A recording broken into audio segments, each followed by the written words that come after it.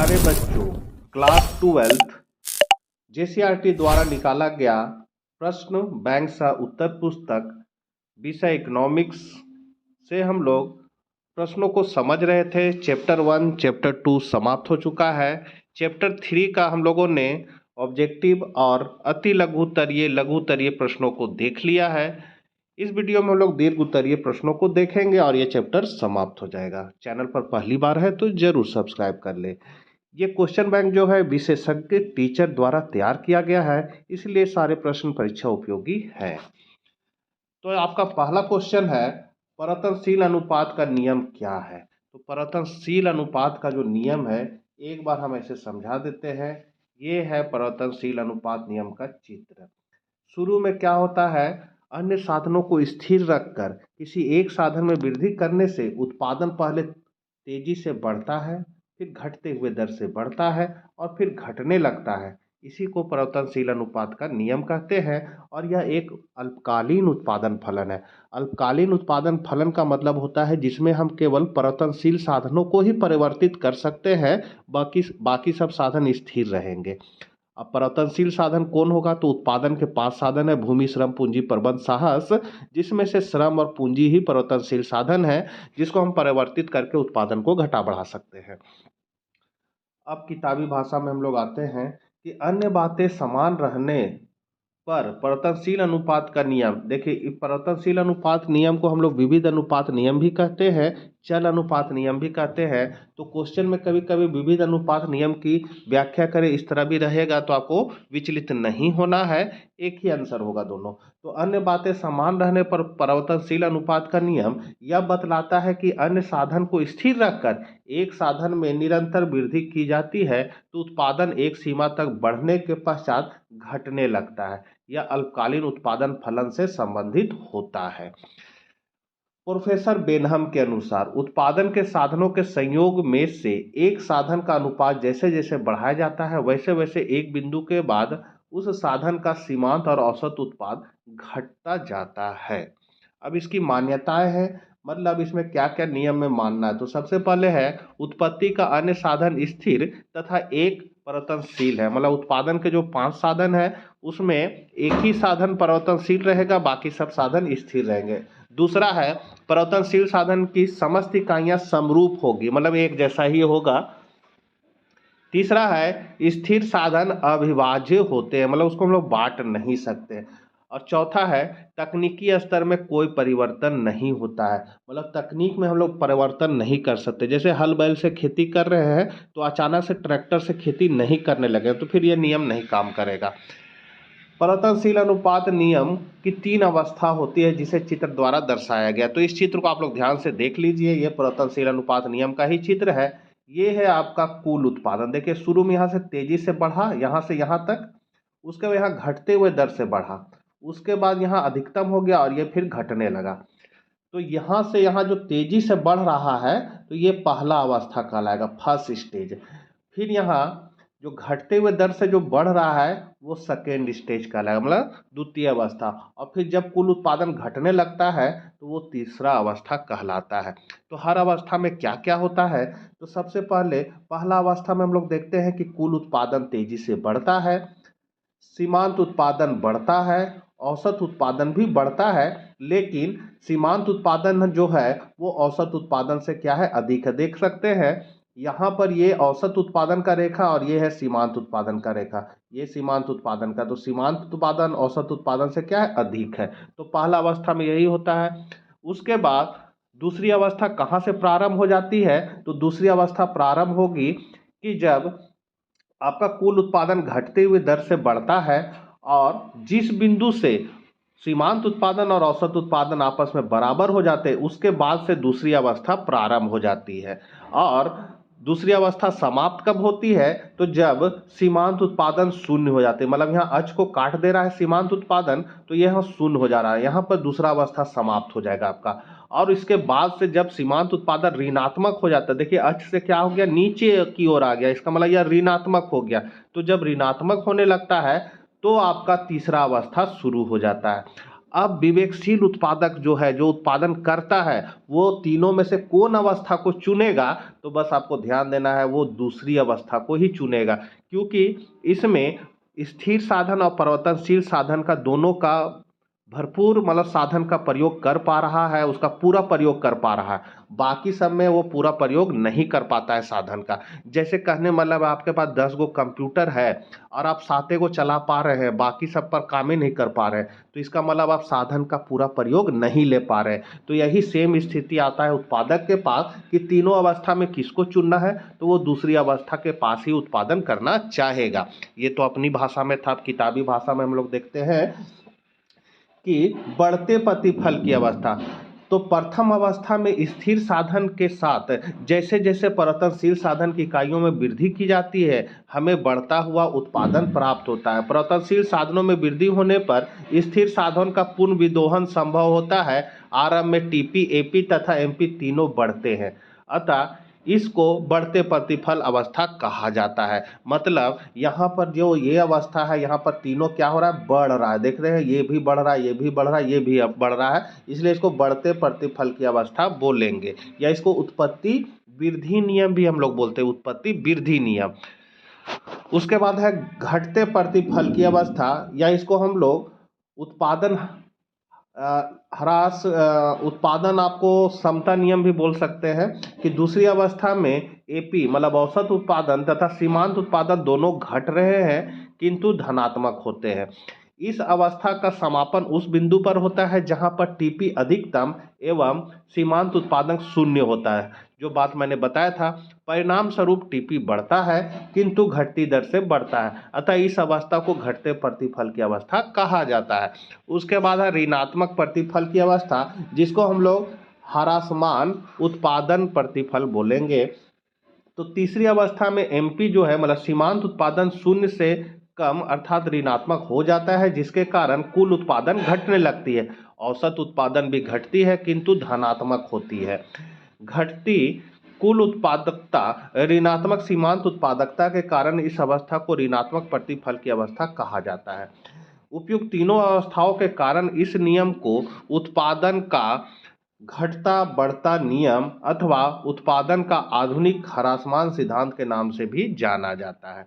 तो ये थे आपके उत्पत्ति के साधन। अब है पैमाने के प्रतिफल क्या है। तो जैसे उत्पादन फलन दो तरह का है। पहला परिवर्तनशील अनुपात का नियम, जिसे आप लोगों ने देख लिया, और दूसरा इसका बेटा है आपका पैमाने का प्रतिफल। तो ये जो परिवर्तनशील अनुपात का नियम है, ये अल्पकालीन उत्पादन फलन को बताएगा, और पैमाने का प्रतिफल जो है वो दीर्घकालीन उत्पादन फलन को बताएगा। बस, तो इसमें भी यही है कि अन्य बातें समान रहने पर पैमाने का प्रतिफल बताता है कि उत्पादन के सभी साधनों में परिवर्तन के फलस्वरूप कुल उत्पादन में होने वाले परिवर्तन को बतलाता है। मतलब अगर साधन लिए 1, उत्पादन हो गया 2, साधन लिए 2, उत्पादन हो गया 4, साधन लिए 3, उत्पादन हो गया 6। तो जिस हिसाब से हम साधन में वृद्धि कर रहे हैं, उत्पादन बढ़ रहा है, तो ये पैमाने के प्रतिफल को बताएगा। यह एक दीर्घकालीन अवधारणा है और दीर्घकालीन उत्पादन फलन से संबंधित है। पैमाने का प्रतिफल 3 तरह का होता है। पैमाने के बढ़ते प्रतिफल होते हैं, पैमाने के स्थिर प्रतिफल होते हैं, और पैमाने के घटते प्रतिफल होते हैं। जैसा कि आप चित्र में देख सकते हैं, तीनों को एक में दिखाया गया है।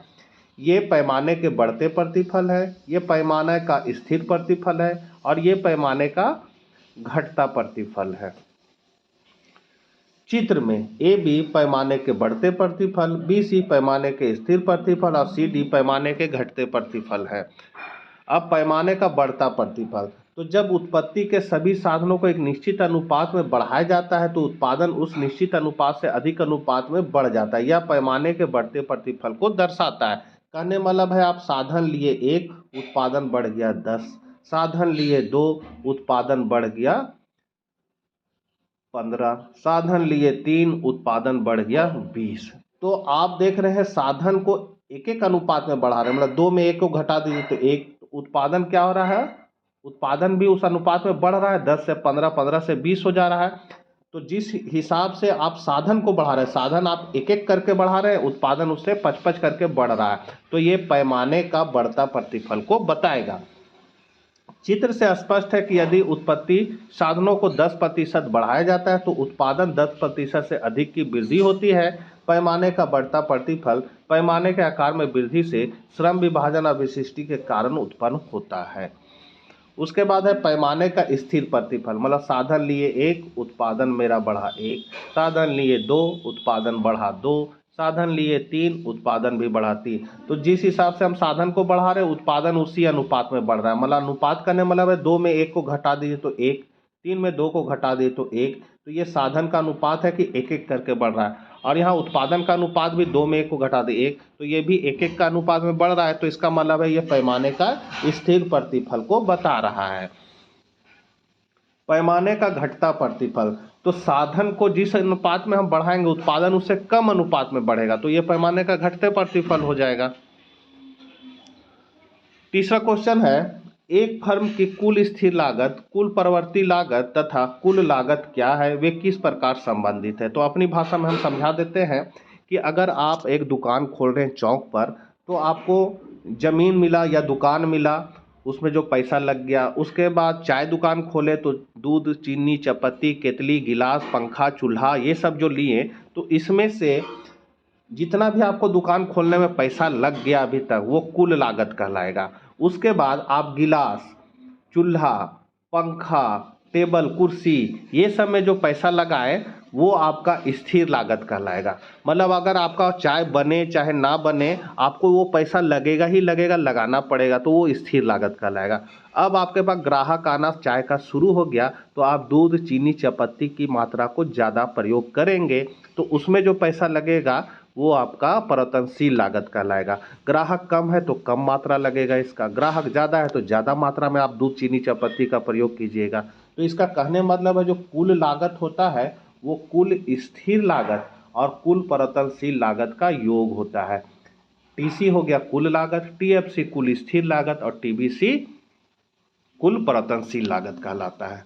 अब किताबी भाषा में देखते हैं क्या लिखा हुआ है कि अल्पकाल में 2 प्रकार के उत्पादन लागतें सम्मिलित होती है, स्थिर लागतें तथा परिवर्तनशील लागतें। कुल स्थिर लागत जिसको हम लोग टीएफसी कहेंगे, अल्पकाल में उत्पादन के कुछ साधनों में परिवर्तन नहीं किया जा सकता, अतः वे स्थिर रहती है। एक फर्म जो स्थिर लागतों का वहन करती है उन्हें कुल स्थिर लागत कहा जाता है। कुल स्थिर लागत उत्पादन के आकार से अप्रभावित रहती है। उत्पादन स्तर शून्य होने पर भी फर्म को स्थिर लागतों का भुगतान वहन करना पड़ता है। करने में लगा है आपका दुकान चले चाहे ना चले, अगर आपको दुकान खोलना है तो वो सब पैसा लगाना ही पड़ेगा। उसके बाद है कुल परिवर्ती लागत जिसको हम टीवीसी कहेंगे, टोटल वेरिएबल कॉस्ट। तो कुल परिवर्तनशील लागत का आकार उत्पादन की मात्रा पर निर्भर करता है। जैसे जैसे उत्पादन के आकार में वृद्धि होती है वैसे वैसे परिवर्तनशील लागतों में भी वृद्धि होती जाती है। शून्य उत्पादन स्तर पर परिवर्तनशील लागत शून्य होती है, अतः टीबीसी रेखा का आरंभिक बिंदु मूल बिंदु से होता है। कहने मतलब है कि यदि आपका ग्राहक आ रहा है चाय पीने तो आपको दूध, चीनी, चपत्ती में ज़्यादा पैसा लगाना पड़ेगा, ग्राहक नहीं आ रहा है तो नहीं लगाइएगा, तो परिवर्तनशील लागत शून्य रहेगा। उसके बाद है कुल लागत। तो एक फर्म की कुल स्थिर लागत तथा कुल परिवर्तनशील लागत को सम्मिलित करने पर कुल लागत प्राप्त होता है। कहने मतलब है टीसी बराबर टीएफसी प्लस टीबीसी कर देंगे, मतलब दोनों को जोड़ देंगे, मतलब स्थिर लागत और परिवर्तनशील लागत को, तो आपको मिल जाएगा कुल लागत। चित्र में हम लोग देख सकते हैं कि ये चित्र को आप देख सकते हैं, ये जो है वो आपका है कुल परिवर्तनशील लागत, जो कहाँ है ओरिजिन से। ये है आपका स्थिर लागत जो स्थिर है, चेंज नहीं होगा, और ये है आपका कुल लागत। तो ये जो कुल लागत जो प्राप्त हुआ वो कैसे प्राप्त होगा, तो ये दोनों को जोड़ देंगे, मतलब इतना में इतना को जोड़ेंगे तो आपको मिल जाएगा ये रेखा। तो इस तरह हम लोग इसको प्राप्त कर सकते हैं। चित्र से स्पष्ट है टीएफसी तथा टीबीसी रेखाओं को जोड़कर कुल लागत टीसी की रेखा प्राप्त की गई है। उत्पादन के प्रत्येक स्तर पर यदि टीएफसी मतलब कुल स्थिर लागत और कुल परिवर्तनशील लागत को जोड़ा जाए तो हमें कुल लागत रेखा प्राप्त होती है। जहां से टीएफसी रेखा निकलती है टीसी रेखा का आरंभिक बिंदु है। शून्य उत्पादन स्तर पर टीबीसी शून्य होने के कारण टीसी सदैव टीएफसी के बराबर होती है। टीएफसी हमेशा स्थिर होती है और टीसी और टीबीसी रेखाएं परस्पर समांतर रूप से आगे बढ़ती जाती है, क्योंकि टीसी और टीबीसी का अंतर टीएफसी को बतलाता है। कहने मतलब है टीएफसी आपको निकालना है तो टीसी में टीवीसी को घटा देंगे, और टीवीसी निकालना है तो टीसी में टीएफसी को घटा देंगे। इस प्रकार एक फर्म के लिए कुल लागत, कुल स्थिर लागत तथा कुल परिवर्तनशील लागत का जोड़ होती है। तो बच्चों चैप्टर 3 आपका कंप्लीट हो चुका है। नेक्स्ट वीडियो में हम लोग चैप्टर 4 के प्रश्नों को देखेंगे। तब तक आज्ञा दीजिए। जय हिंद, जय भारत।